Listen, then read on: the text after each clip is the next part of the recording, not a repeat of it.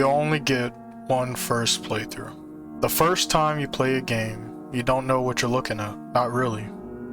You don't know which weapon is broken, what the best build is, which NPC is lying, or that some chests are a trap. You don't even know if you're walking in the right direction. It's strange, because if someone asked us whether we'd rather know everything before we started, most people would probably say yes. Who wants to miss any content or make the wrong decisions? But then why is it that almost every veteran wishes they would forget everything? That doesn't make sense at first. Knowledge is supposed to improve on the experience. Yet somehow, the more we know about the game, the less magical it becomes. Although the game didn't change, the certainty replaced the curiosity. Think about the first time you walked in the Limgrave. You didn't know where anything was. Every castle looked important.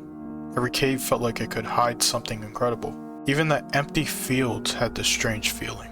It was just there, waiting for you to decide what it meant.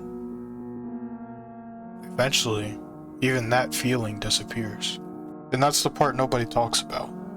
We think exploration is about discovering places. Maybe it isn't. Maybe it's about discovering how little you actually know. What happens on your second playthrough?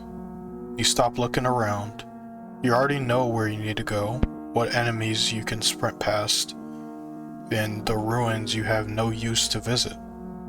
You no longer bother to explore the world. At first I thought that was because replaying games gets boring, but I don't think that's true. The game doesn't get less mysterious. You get less mysterious.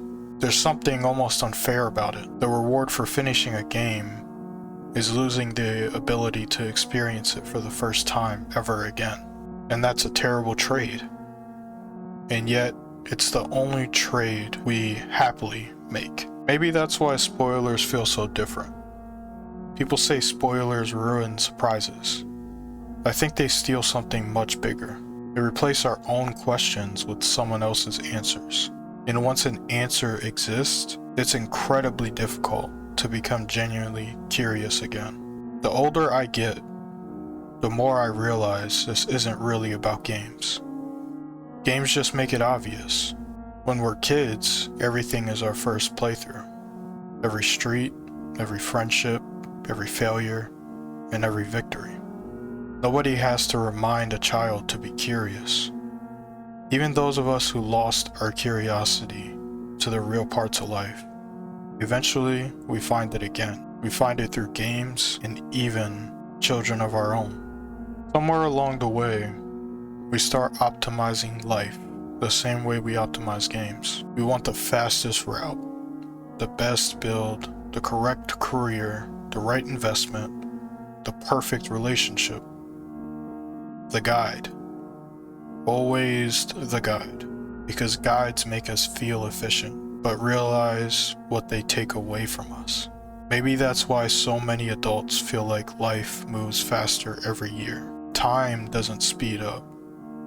We tend to spend more of it on autopilot and less of it being surprised.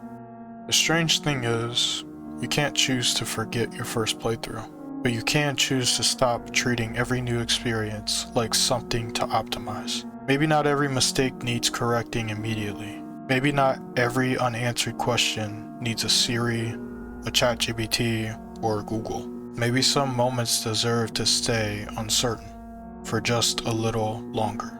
You only get one first playthrough, not just in the lands between, not just in games, in anything. And maybe the point was never to avoid making mistakes. Maybe the point was to become the only version of yourself that could have made those mistakes. Because once you know everything, you can never unknow it. But for one brief moment, before the guides, before the meta, before someone else tells you how you're supposed to play, the world belongs entirely to your curiosity, and you'll never get that first playthrough back. This last part of the video is for you, the viewer. Thank you for watching everything. This has been Smoke from Smoke and Clutch. Shout out to all 300 subscribers. that we've gained over this content creation journey. And make sure to subscribe, like, and if you're on mobile, hit that hype button. It's that little star right below the video. Helps us out a lot. Enjoy, and I'll see you in the next one.